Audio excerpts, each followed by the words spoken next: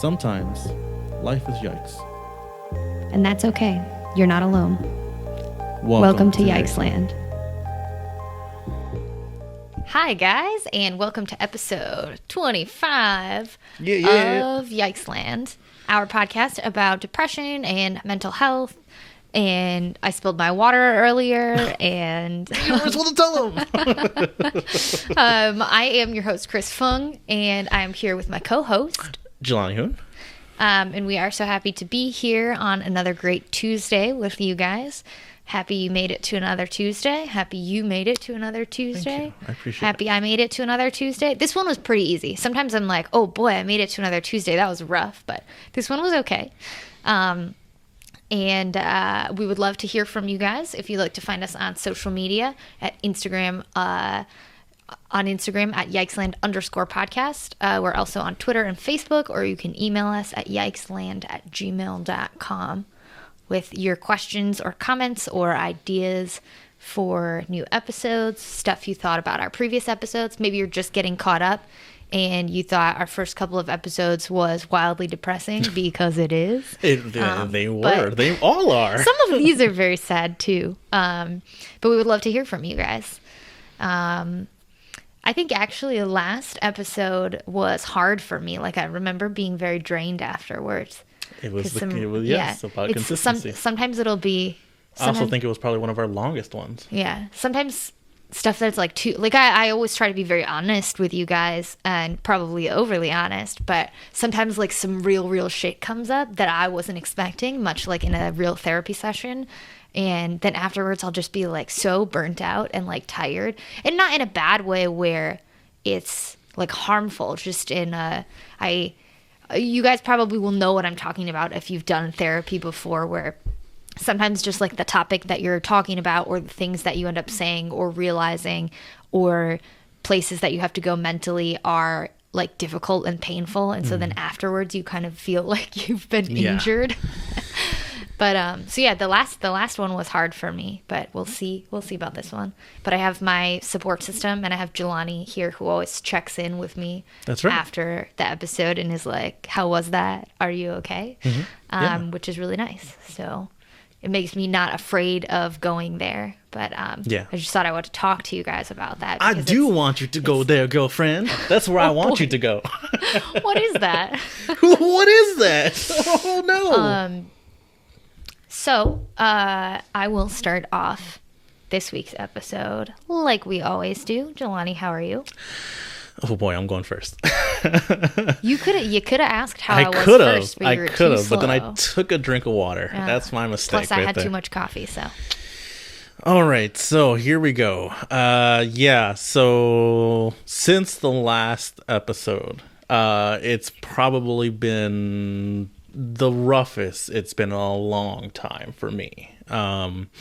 Especially during the weekend, there was a lot of personal stuff that came up, and I went to probably the darkest place I've gone to in a long time.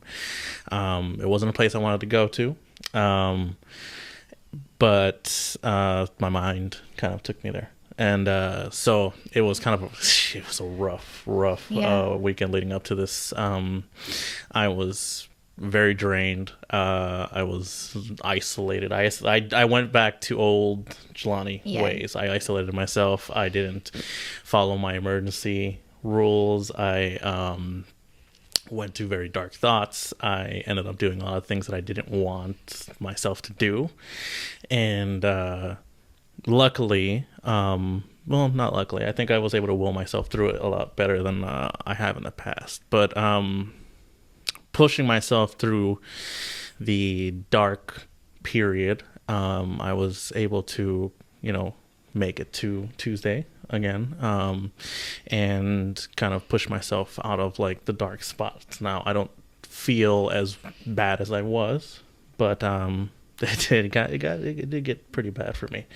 And it doesn't go away instantly. It doesn't go away instantly. I feel like I'm recovering from like a car accident, and I've been in two, so it's like, so I know what I'm talking about, So yeah, it's I feel like I'm, or, you know, in recovery from that, I feel like I'm just kind of just drained. I'm trying to find, you know, reasons for things, reasons for making it to Tuesdays, but luckily I was able to fall back onto some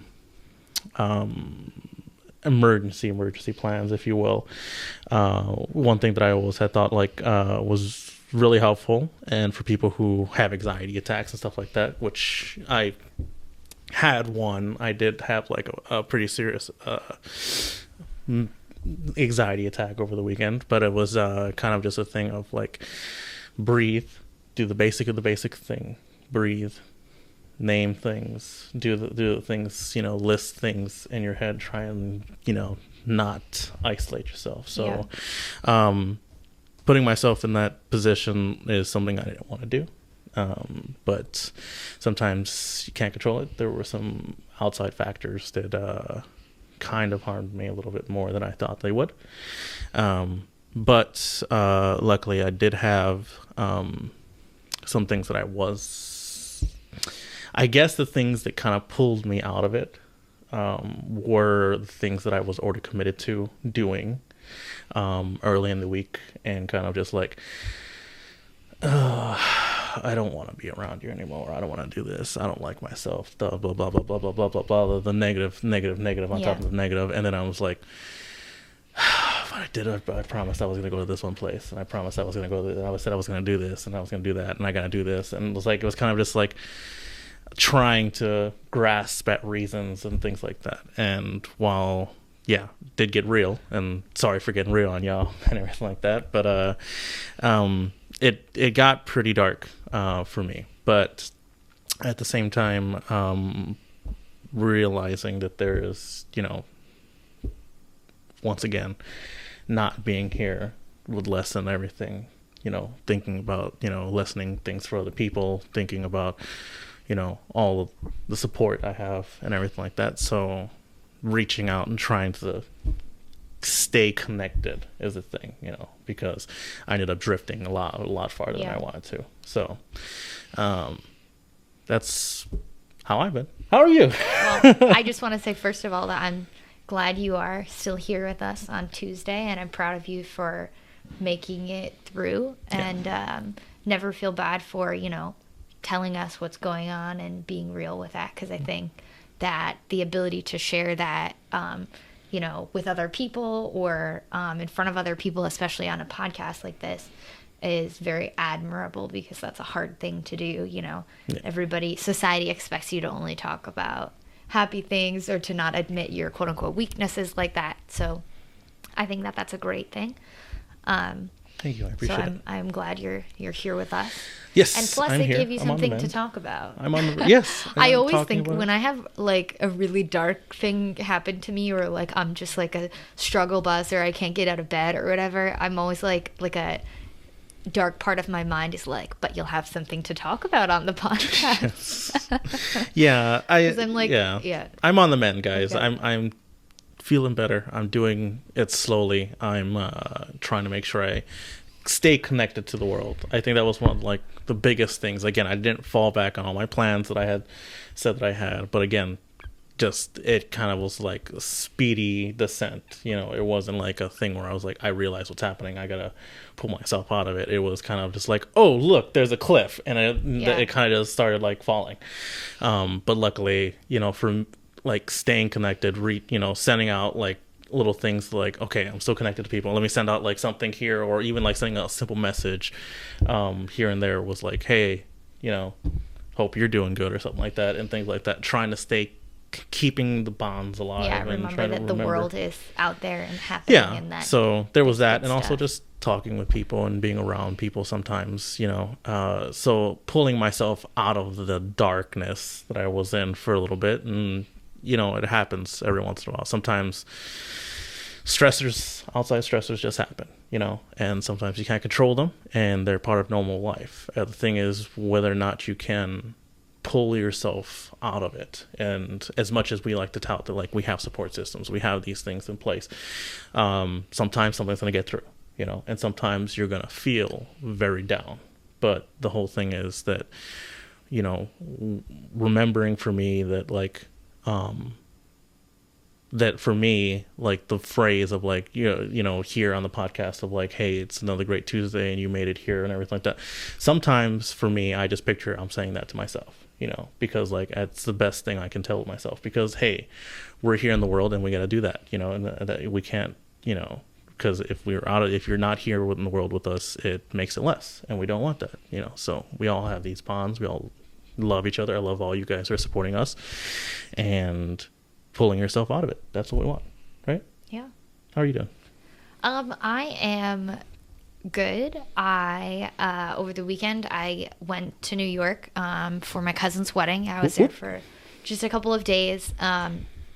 It was the Chinese side of my family, so it was a somewhat traditional wedding, or at least it had traditional elements.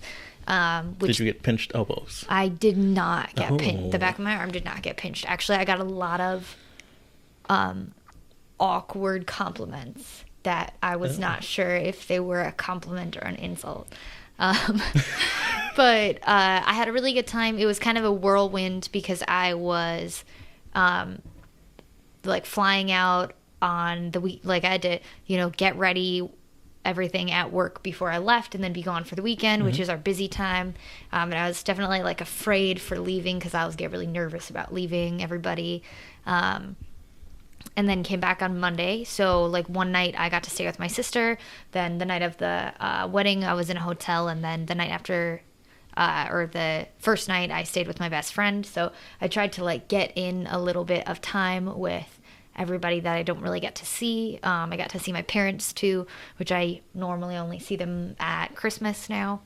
So that was all really nice, if a bit, like it's sort of a blur of happiness to me where it feels almost unreal. You know, and part of that is just like, obviously it's easy to be happy if you're on vacation and away from your responsibilities and away from your daily life and stuff like that. Ain't that the truth? But yeah, but there's also definitely an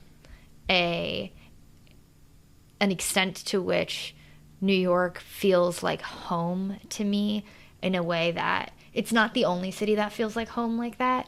But, you know, here feels like home to me because I've been here for a while, but not,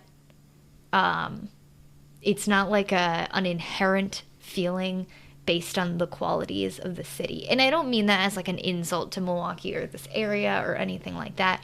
I just think sometimes you know how sometimes you meet somebody and you instantly feel drawn to them? And for me, New York was one of those places that the first time I was there when I was a teenager, I was like, this place means something to me. This place matters, and it matches like the energy that I have. And so even just being in the city again, even though I wasn't there for that long and I was running back and forth trying to like buy contact solution, but also, you know, but also get dressed for a wedding, but also check into my hotel and stuff like that. Just being like on the streets, getting food from street carts, like getting on the train, all of that stuff I love. Even just waking up and hearing the sound of taxis and the sound of construction for some reason makes me feel at home. Like it's just very loud in the summer and they're building something outside your house, but you don't know what it is and it's been loud forever. Makes me feel at ease a little bit.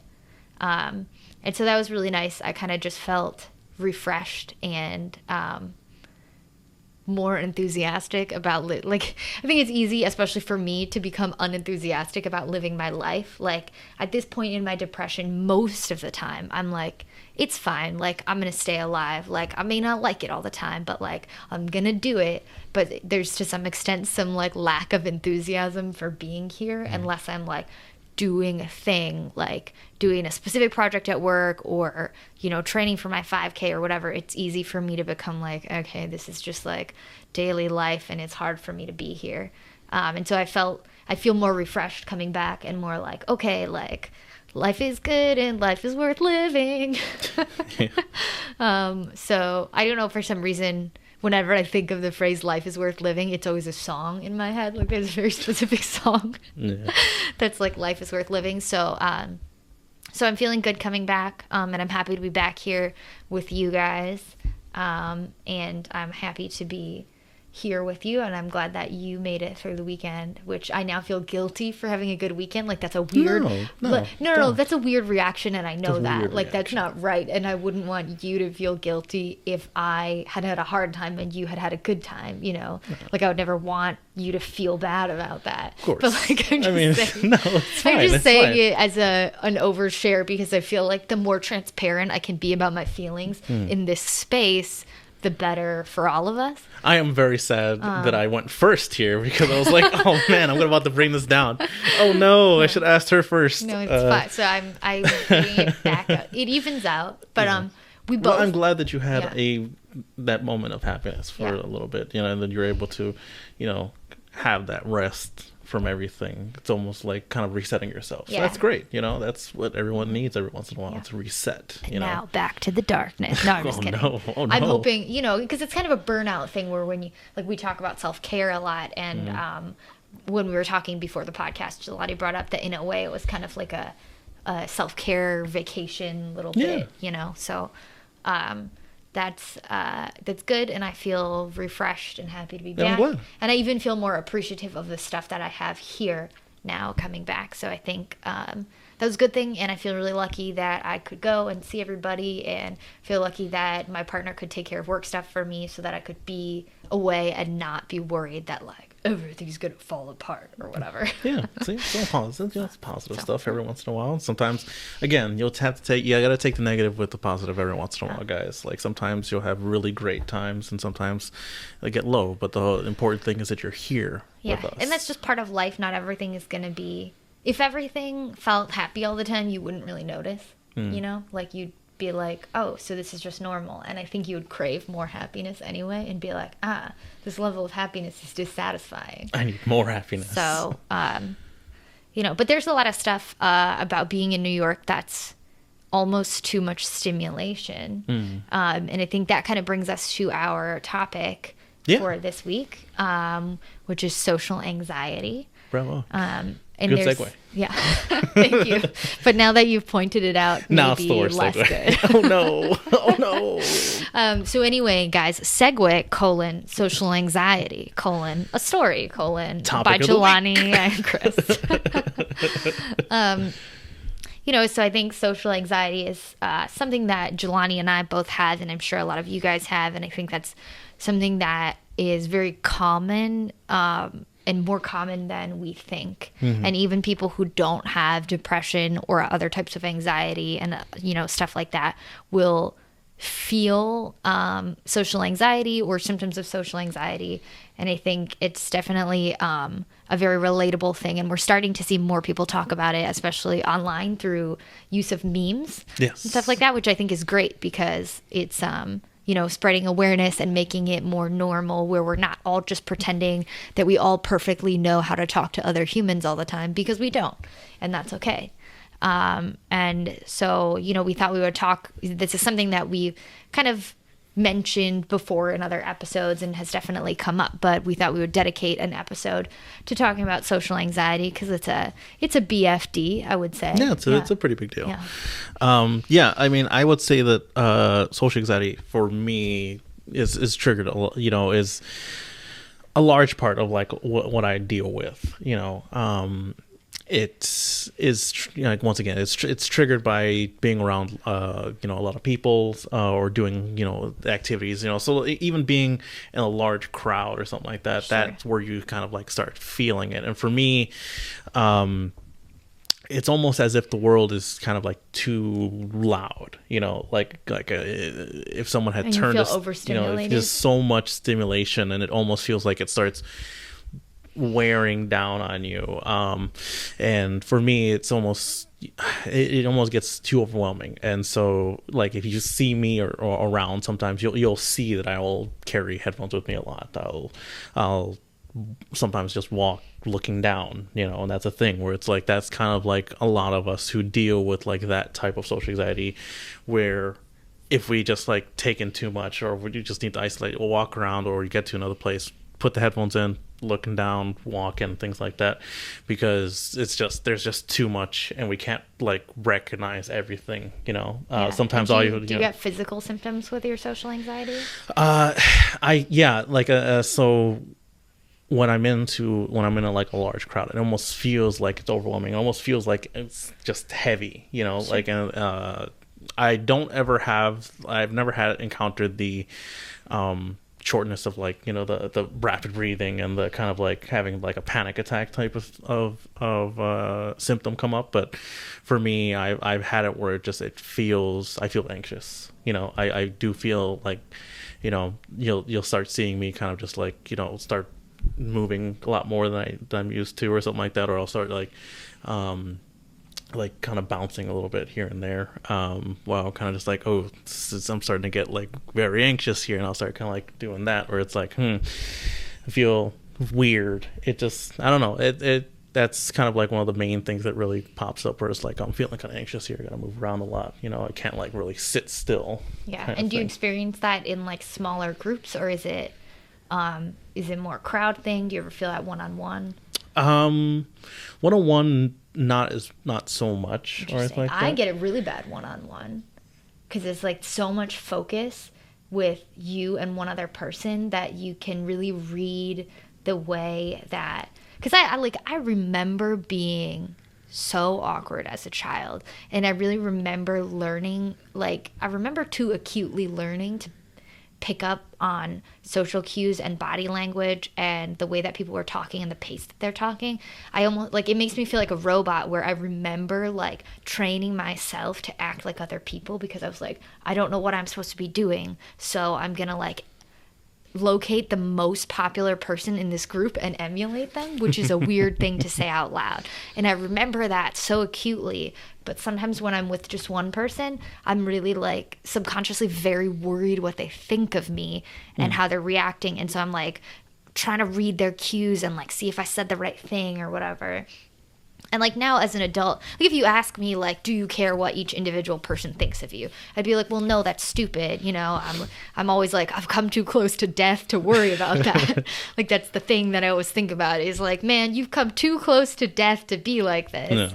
But I still subconsciously will feel like that, where I'm like worried that someone is disappointed in me, or that they're judging me in a negative way and stuff like that. And I definitely still, similar to my eating disorder, where I still have sort of like disordered patterns of emotion with relation to body stuff. I still have disordered patterns of thought with relation to being around, like, because if you're around just one person, there's like, you can read all of it. Whereas if you're in a little bit of a bigger group, you're not going to be able to read everybody all at one time and like calculate how much each person thinks you are or aren't funny or whatever. But when I'm around just one person, I kind of like, if I don't feel perfectly comfortable with them, like it can even be a pretty good friend, and I'll suddenly become worried that they like think I'm a piece of shit. Oh boy. No, yeah, I get that. I'm like, is Jelani saying oh boy because he thinks I'm a piece of shit? No, I'm just kidding. That never happened. No. But I get it really bad one-on-one, so that's interesting. The one-on-one aspect for me, it's weird. I mean, I guess of course I get nervous at like something like an interview or something like that, where it's like, oh, there's a pressure on this whole conversation we're having. But if I was just kind of just in a room with one person, I was like, hey, how you doing? Hey, I'm doing all right. How you doing? This kind of thing. But you add one more person to the equation. Interesting. And it's like, oh, what am I supposed to do? There's another person here. I don't know. I'm nervous. Do I talk to this person or this person? I don't know what to do. Oh my God. I mean, I don't know. If I had a partner in the future and like, hey, here's a three-way. Oh God, I don't know what to do. What am I supposed to do with this? I just freeze up probably. You add one more other person, and I'll start like, oh, I don't know, and I'll start falling into the whole anxious thing. And I'm just like, how do I talk? How do I? You know what? Actually, I can't do it, and there's just so much, because I guess, like you said, like you gave the example where it's like, when you're with one person, you can kind of analyze the situation. And I guess that's maybe how my brain works. I can analyze the situation a lot more. But when there's two people, it does not compute. Oh God, it does not compute. There's too many analyzings here. That's funny. Yeah, no, I actually, when you said that, it made me realize, so I I don't have that. Like, if I'm with, you know, my best friend and then we're in a larger group, I'm fine because I don't assume that my best friend is judging me poorly based on how I interact with others. But I'm like silent if I'm out with my partner and we are in a larger group and I'm meeting people, because I'm for some reason terrified that my partner will judge how I'm interacting with these other people. Like, it'll be a thing where we'll go out with a group of people, like my partner will leave to like go to the bathroom, and I'll suddenly become very loud and love talking to these other people because I love meeting new people and like just talking about whatever the fuck, because you have no, like, if there's no agenda, you know, I don't like having to schmooze for business reasons. That's really stressful for me because there's an agenda. But if you're just like meeting people for no reason, as if you're meeting them at a bar or on the street, I mean, I love that. But then when my partner comes back, I'm like silent again because I'm like, I don't want them to judge me in the way I interact with other people. Yeah. Not that they would, but just that's what my anxiety is like. They're going to think the way you interact with people is stupid. And then they're going to hate you and talk to you about it later and say, why are you so embarrassing to me? I get that. And that's the thing. And being in groups of people, like I said, I want one person to the equation. That doesn't happen with people who I have become friends with. Like, I can be in a group of friends, right? Yeah. And because I've created those bonds already, and I'm like, okay, they know I'm kind of weird already, so it's like, hey, what'd you expect, you know, type of thing. And like, if I can be in a group of people who are like, we all know each other already, and like this thing, I can vibe very well on that because I've already analyzed everybody. You know, it's like, oops, scan that person, good, okay, scan that person. But if you introduce two new people to me, it's like, error, my scanner's not working, I can't analyze two people at once or more. And so I guess that's where it comes into the whole thing for me, where when I'm in a place where there are heavy crowds of people, and I go to I run some podcasts and I do interviews for stuff and everything like that. Well, and you go to cons, so I go to too. conventions, and so it's heavy foot traffic and everything like that. And even with that, I do feel like I still feel that anxiousness. Yeah, and did you everything know like that every single person at that con is judging you, Jelani? Oh no! But yeah. Welcome to Jelani Con. Oh no!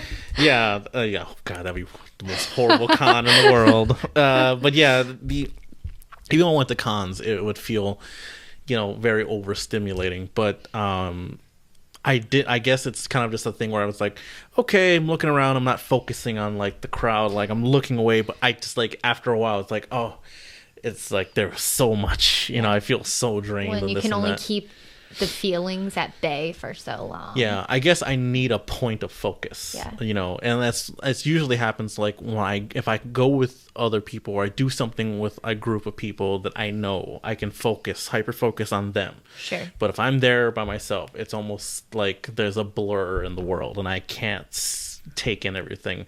I can only just try and like, okay, just all right, I'm going to keep going. I'm going to try and do stuff. Like, there's been times where I've gone around cons and it's like just so loud here. Well, I'm just plus gonna put some headphones on and walk around this con, you know, just like take in stuff. Yeah. And but I think it's fine to know that about yourself and then have a tool to use, like headphones, to like kind of help you deal with the situation. You know, it's like having a little invisible shield or whatever. But yeah, if you wander into any of the rooms, all the sessions are just groups of people dissecting your personality and talking about various ways that you're bad. I feel like I'm gonna have nightmares like this now, that there's some like Chris Con out there that's just like breakout sessions with all my exes that are like, you want to know some shit. And one of the funny things too, like this brings me back to this actually brings up a memory of like going to New York, actually, because it's funny because you brought up this weekend, and this is the first time I ever was like, you know what, I want to go off and do something by myself. I was gonna go, right? And so I was like, let's go to a con, right? Let's find a con. And I had someone who invited me out to New York Comic Con, right? Went there. It's so crowded. It's like a sea of people, you know? And while that was probably like the most overstimulating thing in the world for me, like, I guess after a while, for me being there, it almost just became kind of like a spectacle. It was like, there's so much going on that it's like, I can't really focus on anything. And it was almost very heavy, but still trying to hyper focus on something. I felt more, and it was weird. And this is the weirdest thing for me. I did end up having like a day where I was like, I'm going to take a break from the con, right? I'm going to go off and I'm going to go someplace. And so I went to, what's the New York? Times Square. Sure. Yes. Why would you go to Times Square as a break from too many people? I was like, you know what? I'm just gonna go someplace, and Times Square isn't too far. I'm gonna go grab some lunch, and I was like, oh, it's like a 2-block walk from this place. I'm gonna grab lunch. Why not? Because I'm here. Why not? And sure, like you're saying right now, why would you do that? I don't know. What do I know about New York? I don't know anything. Spider-Man lives there, I guess. So I went to Times Square, and I felt more anxious there than I did in the con, and it was weird. The ceiling is a factor here, though. I guess it was because it felt like there was so much to take in. Well, and everyone in every one of those buildings is staring at you and judging you. Yes, exactly. So That's what I felt like. And the screens, they were all turning in like faces, like cameras were pointing at me, and it was like, oh God, oh no. Yeah, while it was amazing to have like experience going there, just like, wow, there's a lot of people here. Wow, there's so much, and the screens are so big, and it's like, oh, I'm getting like, this is too much while I'm here. Cool, here's a photo, click, okay, I'm gone. I'm out, and rush back to maybe the indoors. I don't know, maybe that was the factor. I don't know what it was, but I felt just like, oh, this is overstimulating. And I walked up to it. So it wasn't like I drove through it and I was like, okay, we'll drop you off here. I like never saw it, walked from this small Chinese restaurant up to it and walked in, and it just like hit me. And I was like, wow, this is like, the most this is the most overstimulated I've ever been. But yeah, I guess, I guess I've always been like that, where it's almost just like, when there are so many people, and I'm going even all the way back to school, it's almost like you're in a sea of people. You just don't feel right in that room. You're walking through the hallways and you see the kid that's looking down or something like that. Maybe some of you haven't even noticed someone who's just kind of walking through looking down. That's social anxiety. That's the thing where it's like they can't take in everything. They don't feel like they recognize anybody because they don't see the world, because it's too much. That's what it's, at least for me. What about you? Well, I don't really have, I feel like a lot of people, if you are going to hear this and totally disagree with me about my assessment of like how different it is being in New York, and they're going to be like, no, every city is the same in its own way. And that's to some extent true in that in your daily life, you have to like go to work, feed yourself, go home, sleep. Maybe you went to the gym, maybe you didn't. Maybe you hung out with someone, maybe you didn't. And there are a lot of ways in which living in any city becomes over time the same. But there's just a lot of small stuff that's really, really different about being here versus being in New York.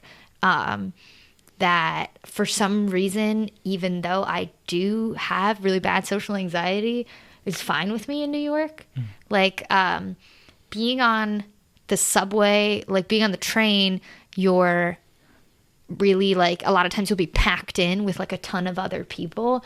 And so you just kind of learn to hyper focus, like you were saying, on one thing. And maybe that's your phone, or for me, being on my phone is almost worse because I feel a little bit exposed. And also you want to worry about like people reaching their hands in your bag and stuff like that. So I'll like just focus on, I'll like be looking at other people's shoes and stuff. Like I'll hyper focus on what other people are wearing. And stuff like that, where nobody really makes eye contact with anybody else. Like if you make eye contact, you got to look away immediately. It's not like here where if you make accidental eye contact, you should smile. Like that's the correct thing to do. Yeah, but there true. It's like you look away really fast and pretend you never looked. And it's not like people aren't friendly. They are friendly. They're just friendly in a different way. I just heard that if you lock eyes while you're driving, you have to race them, right? Oh, absolutely. Okay, yes. Got it. And you have to win or else you have to give up your car. See, it's the worst. It's the worst. But that, or like being in Times Square is like, it's annoying to me, I guess. Like I wouldn't go there on purpose. Or like my parents wanted to meet up at Penn Station when I was getting in, and I was like, ugh, Penn Station. But it didn't really give me anxiety because it's like a known horrible, I guess. And so to me, there's a lot of parts about being in New York where you're like, I know I'm about to be in a giant crowd and I know that that's going to be awful. So I just kind of change Like I twist the kaleidoscope a little bit so that I'm looking at something different and it becomes okay. And I think over time, definitely big crowd situations will drain me, but it's a little bit different of a type of anxiety than me being one-on-one with a person or in a small group. Because if I'm worried about my impression with somebody, or I'm worried about that they think I said the wrong thing, or, you know, if I like went on a date and then I'm worried that they didn't like me, that's sort of a form of social anxiety that affects me, not permanently, but like temporarily affects all parts of my life, where I'm like worried about that even after I've left the situation, and I'm still thinking about it for the rest of the day, and I'm still thinking about it as I go to bed. It kind of something I obsess over more. Whereas if I'm just in a crowd, like I'll get burnt out from being in the crowd and need to go to sleep, but the next day I'll be fine. You know, if I get like some rest, I'll be okay. And I'd never gone to Pride in New York because I knew it would be too crowded. Okay. Like parades and stuff there are absolutely hellish. But I did go to Pride here because I was like, okay, Pride will be smaller. Turns out that Pride on the Summerfest grounds is still an equal amount of crowd. But the parade itself was a little bit smaller, so it was kind of more, you can relax a little bit more. But I think you're right that if you go in a group of people and you just focus on the people that you're with, then it's sort of a way to just block out everything that's happening around you, and kind of pretend that you're not in a giant crowd, even though you are in a giant crowd. It's weird. I guess like you can almost even take in more of the world because of you're in this group of people. Yeah. Like, well, it's almost like there's a bubble with you guys. Yeah. So now you can look out and it's safe to look out because you're in a protected bubble. Whereas if it's just you probably shouldn't look too far outside because you'll realize how much people are out there. Yeah. But I definitely I'll get tired of being in social activity. Is almost like it's a drug for me that only works it only works for so long. So like if I'm feeling down and I go hang out with people, I'll usually feel so much better. But then if I do that like a couple of times in a row, then like suddenly the drug stops working because I used it too much, and I will just feel really burnt out from all the social activity. So it's a thing where like I can sort of never tell if, you know how they tell you like introversion versus extroversion is defined by whether or not you gain or lose energy by hanging out with people. And I've always been like, that's really confusing for me because I don't know. I do gain energy from hanging out with people, but only for so long. And then suddenly it's depleted. And so it really just feels like a drug that my body gets used to and doesn't work anymore instead. And I've never been able to really define then whether or not I'm an introvert or an extrovert based on that stuff. Maybe I'm just an extrovert with social anxiety. It could be that. But it definitely being in New York, when Jelani brought up this topic, I was like, this is the perfect topic for us to talk about this week because there's a lot of stuff about being in New York that made me think about my own forms of social anxiety, you know, and being at the wedding was a very large wedding with lots of people that I didn't know, but then I had my core group of people that I did know. And so I was sort of able to and eager to meet other people and interact with other people, because I felt safe and I felt like I had somebody and I had a group of people that I knew wouldn't judge me for whatever I said when I forayed out into the strangers. Nice. You know, but at the same time, there were times like after being in the airport, I felt really drained because there's so many people like at LaGuardia that I actually got really stressed out in the airport and lost my jacket.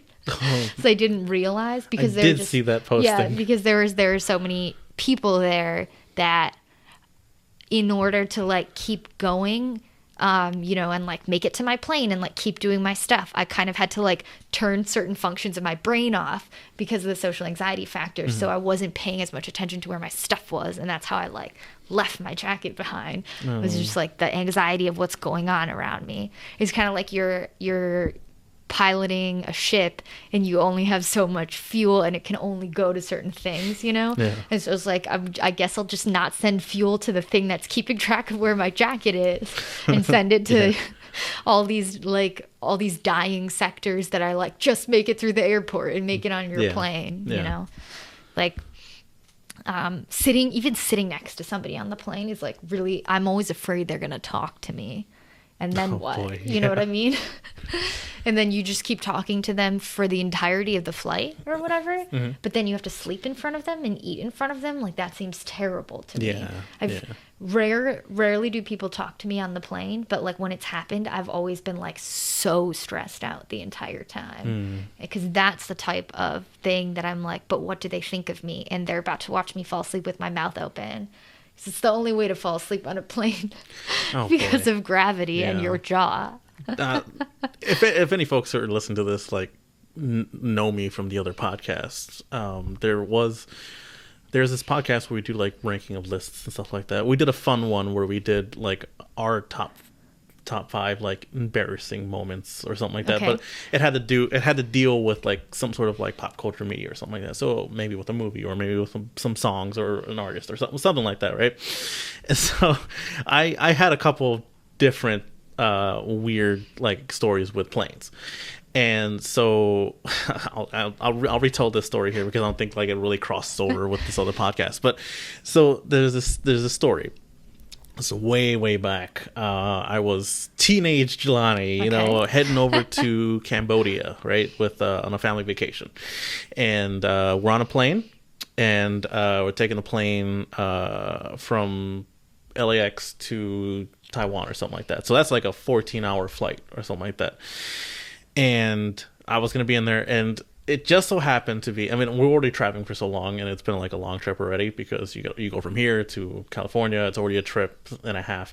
And so being on this long flight, you're going to be on there for a very long time. And it so happened to lay out that my ticket seating didn't place me near my family. Okay, sure. So I was separated, right? And I was like, I'm cool, whatever, you know. Whatever, you know, I don't care. I get seated in a different row, and this is single teenage Lonnie, and this girl is seated next to me. She's also youngish too, and everything like that. She's pretty, right? And I'm like, cool. cool. Yeah, cool. And I'm like, okay, maybe let's try and figure out I'm like, in my mind, I was like, try and figure out a way to talk to her, like maybe throughout the flight or something like that. So stressed out in my mind. And so I was like, watch a movie for something like that, clear my mind and figure it out. Like I'm analyzing the situation, you know what I mean? So one-on-one, you know, I could do this one-on-one, analyze the situation. I watch a movie. I'm like, let's go to the foreign film section, and I find this film, and it's a Japanese film.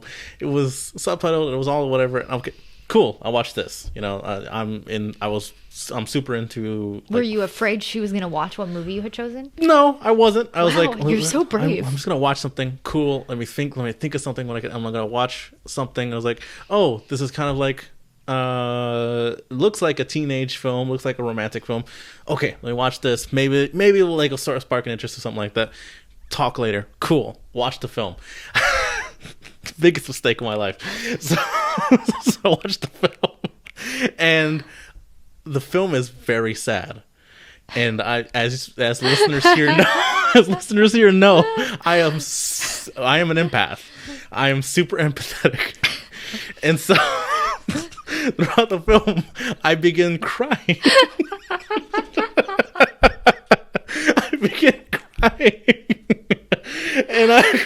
And it's like, it starts off with like, oh, okay, all right, and then like by the end of the film,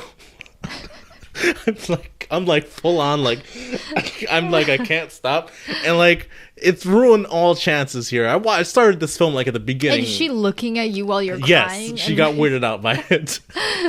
So much so that she changed these for a little while, and then eventually like I had to sit back in her seat, and I was like, I can't believe this. It was just so sad. There was so much happening, and I just cried, and I was like, oh boy, I'm stuck on this plane for another. Well, that movie was 2 hours. I'm stuck on here for another 12 hours on this plane in this seat, away from everybody. So, yeah, planes are terrifying. I like I would never try to meet somebody who's sitting next to me on the plane. Like, they could be like the most attractive person I've ever. I'll never do that again. I had a super, super attractive girl sit next to me on the flight from Chicago to Milwaukee. So it's short enough that, like, if you want to be like, I'm going to flirt, and if it falls flat, we're only on this plane for 15 minutes in the air, and then the rest of it is landing. Like, it would have been fine, but just like planes make everything so unattractive to me, because I don't know, you know how people like the Mile High Club is like a trope or whatever. Yeah. I don't get it, because here's the thing, like, I don't even really want to sit that close or next to a person that I have loved for many years for the entirety of a plane, because, like, you gotta eat and then drink and then throw your cup away, which is stressful. And then when you're eating, you're gonna get crumbs on yourself and them. And then you have to ask to get up to go to the bathroom, which is stressful. Yes. I spent on that flight like probably 7 to 10 minutes waiting because this girl was sleeping. And I was like, I really have to pee. And we only have 15, because like if you guys have ever flown from Milwaukee to Chicago, it's really short. She fell asleep on a 15-minute flight? Well, it's 15 minutes at 30,000 feet, and then the rest of it is takeoff and landing. Oh, okay. You know, and so it's a situation where it almost would have been like, with the amount of time that you spend going through security and boarding, you would never just fly from Milwaukee to Chicago. It's just something that happens with your transfers when you're trying to get somewhere. Yeah. You know, and so like, I only had a 15-minute window to pee when I was in the sky, but she had fallen asleep, and I spent like 10 minutes sitting there waiting and trying to figure out how to wake her up to ask to get up to go to the bathroom, you know? And I was like, if I just say, excuse me, she probably won't wake up, because she's obviously not reacting to noise right now, because like planes are loud and people were talking already. And then I was like, I guess I have to like touch her shoulder, but like, what if she's like, what the fuck? Why are you touching me? I was like very scared about how, like, so socially anxious about like how to go to the bathroom because of the one-on-one. I could tell a group of 1 million people that I have to go to the bathroom, and will they all please move, and I'd be chill about that. But if it's just one person, nope. Yeah. I did eventually do it though, and she was very polite and it was fine, but it was super stressful. So I'm almost jealous that you are fine with small groups of people or one person. And again, I'm gonna say this, like, if there was a pressure on the conversation, of course I'm gonna be like, oh man, I don't know, I'm anxious about this, you know. If it was an interview, or if I needed to talk to somebody about like some sort of serious situation or something, that's obviously something that like a lot of people deal with, and it's like, oh, there's gonna be pressure on this conversation, great, you know.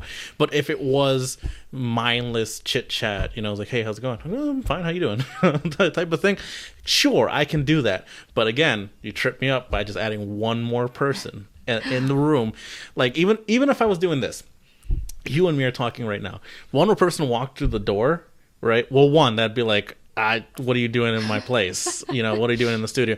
But if like there was another person that I knew, I'd be very distracted, that I would like very hard not to acknowledge. You know, and it's like it becomes a thing where it's like, okay, sometimes I can just talk, and of course that's different if this was just like doing the show and recording. So obviously I know, like, oh, if there's an audience or someone's watching, I'm not gonna get tripped up by that because they know.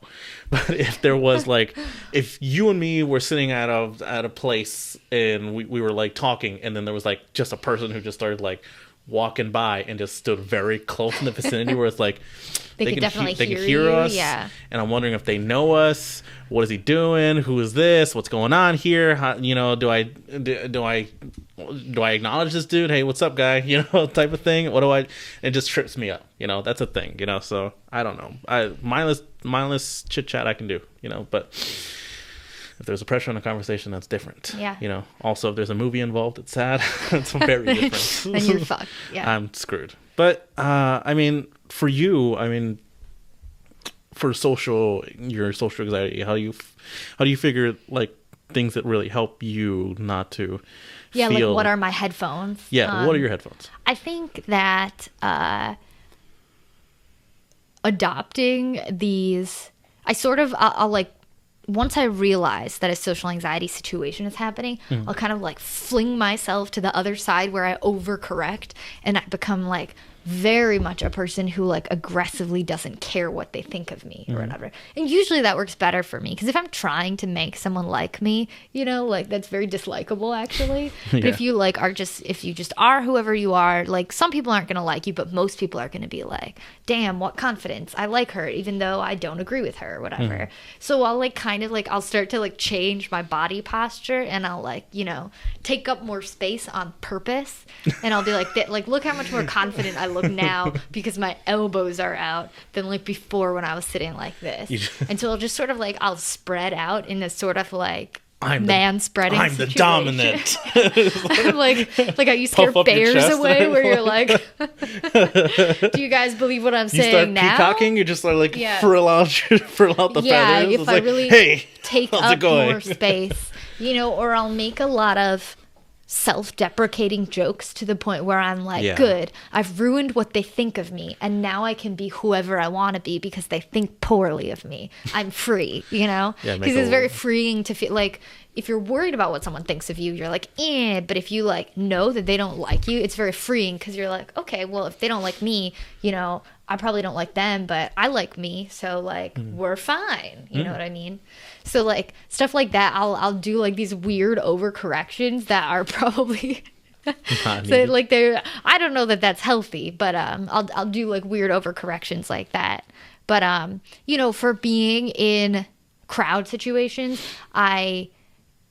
in New York, I tend to usually be okay, but just being physically prepared for the situation, like having a bag that's very well packed, you know, having a phone and a charger and an extra charging brick and like, I don't know, chapstick and extra sunscreen and like hand sanitizer wipes. Like if I'm super physically prepared for any situation that might happen, I kind of feel like, oh, I have this like kit of stuff, even though the kit of stuff doesn't really pertain to the situation you're in, other than like, I guess if you're at a concert, you might need wet wipes or whatever. But just that like the fact that I have that stuff makes me feel better, and then I'm very good at like zoning out on purpose for just a second if I need to, if I'm in a crowd, and then I can come back to the situation and feel better. So it's just like all these weird little tricks that they're probably wildly unattractive tricks, but you know, it's just stuff like that where I feel like your headphones thing seems so much more normal.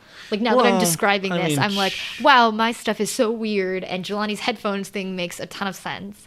I guess, but then if I'm sitting at a restaurant or something like that, just with headphones on, and I'm like, it's like, oh, that's the weird guy with headphones on or something like that. And then do you dine alone? Because we both go to movies alone, but it's dark, so that's quite nice. But I actually like to sit in like a crowded, you know, like if I'm in like a crowded coffee shop or something and I'm by myself, like I love that. But then I panic if somebody comes up to me and they're like, hey, I've been watching you. And you're like, you were watching me. I mean, I think that's a normal reaction to anybody who would say that. No, I think but that happens to a lot of like women where you're like, you think that you're not being watched and you think you're just living your life. And then like a guy comes up to you and he's like, I noticed you ordered blah, blah, blah. And you're like, oh my God, I didn't think anyone was watching me. Can I please live my life? Like what? Like I've been like writing a screenplay at like a Starbucks in New York because I'm a fucking cliche, you know, and then someone comes up to me and they're like, I noticed you've been writing very intently. Like, what's up? And you're like, oh my God, like you really panic because you're like, what faces was I making while I was concentrating on my screenplay? I'm sure they were very hideous. And even though I don't even want to be attractive to this person, I'm like socially anxious about like what faces I make when I concentrate. Yeah, that's... So, but I love feeling invisible in a giant crowd. I think I really nice. Often, if I do dine out alone or something like that, or if I go to a coffee shop alone, I will sit there with headphones in and kind of just like watch something or deal with my own little things in my own little world here and there. Yeah, it's happened. That's a normal thing, but you know, you can't do that in like a social activity, you know, like where you're like, oh, let me just pop my headphones in real quick. You go to a party or something like that, or if you go to a wedding, or you go to a social gathering like at a bar or something like that, it's like, yeah, I just can't, you know, there's bar music, I can't be putting in headphones. But I think a lot of people, because you'll see a lot of people in like giant social situations be like drinking, and so they're obviously, it's, you know, like you have to be like, it's not just me, because these people are obviously using alcohol as, like, they call it the social lubricant, a term that's disgusting to me, but you know, then if they need a social lubricant, that obviously means that they have some degree of anxiety about the situation or whatever. And that kind of makes me feel more normal when I remember that. Or I remember, like, people usually get drunk. Like, if people are at Summerfest, they're, like, usually getting drunk. And I'm like, yeah, it's also, like, it's because people like drinking. But for some of them, it's because alcohol is how they cope with the crowd of Summerfest, you know? And, like, that makes me feel more normal to remember that, like, probably most people have some degree of social situations that make them feel panicky, and so like mine and my weird spreading out is fine. I find it for me like really easy to handle social situations is again having that group, having the close support system. But unfortunately, you can't like go on a Tinder date with your group of people. Yeah, that's true. You can't do that. Why are these people here? Oh, I need them to feel relaxed. What do you have a microphone in your ear? It's like no, I don't. You see a crowd of people in the corners, like they're on to us. They'll scatter. No, yeah, you can't do that. But at the same time, like that's something I tend to gravitate towards. You know, I need, I guess, an anchor. I would call it, like to kind of like ground me in the situation, you know. And so most of the time, like a lot of people use the phone. They use a phone to ground themselves. People. In the situation. I don't know what people did before you got to stare at your phone when you get overwhelmed in a crowd situation. Yeah. You know, like, what do you even stare at? Or what do you, one of the jokes I like pretending to be on the phone or pretending to text or whatever? One of the jokes I like to make when I see a meme of, like, oh, it's a drawing or a photo or something like that of everyone looking at their phone, and it's like, oh, this is the world we're in now. I just want to, like, make a meme where it's like, it's an arrow is like social anxiety, social anxiety, social anxiety, social anxiety.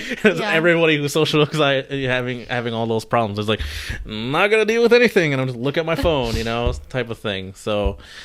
that's an easy thing, but at the same time, it also does. A lot of people think that you're isolating yourself when you're doing that. You're looking at your screen, and you kind of are, but you are on purpose, or like you are not because you don't like other people, but just because you're temporarily scared of them. Yeah, you're just trying to ground yourself, and that's for me. It's like I'm just constantly grounding myself, trying to focus on something.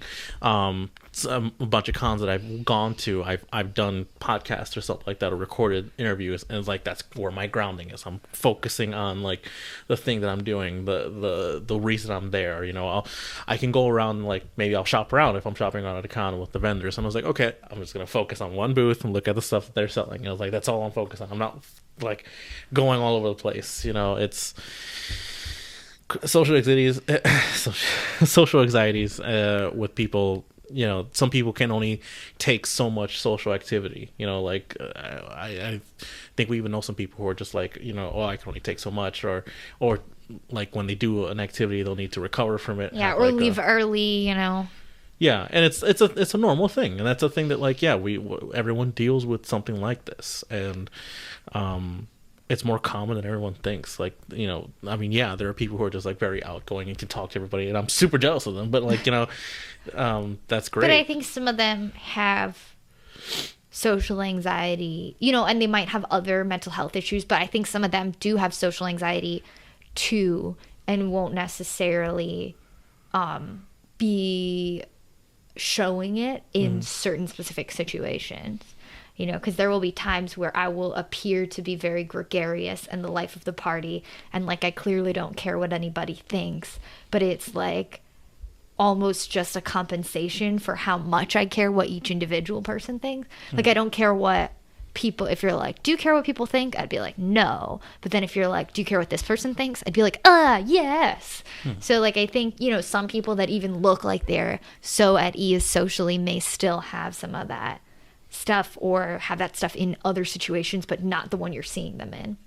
You know, and I like that. I think social anxiety is so common that it makes me feel better, you know, it makes me feel really less alone to realize just how many people obviously have some form of either social anxiety or symptoms of it, or like stress related to it. And that makes me feel very like human and connected, because a lot of the thing, you know, it's not like everybody has an eating disorder, but I'm like, I don't know, maybe almost everybody has some sort of socially anxious coping mechanism type situation. Yeah. No, I get you. If you guys have those, we would love to hear from you. You can email us at yikesland@gmail.com, or you can DM us on Twitter or Facebook or Instagram.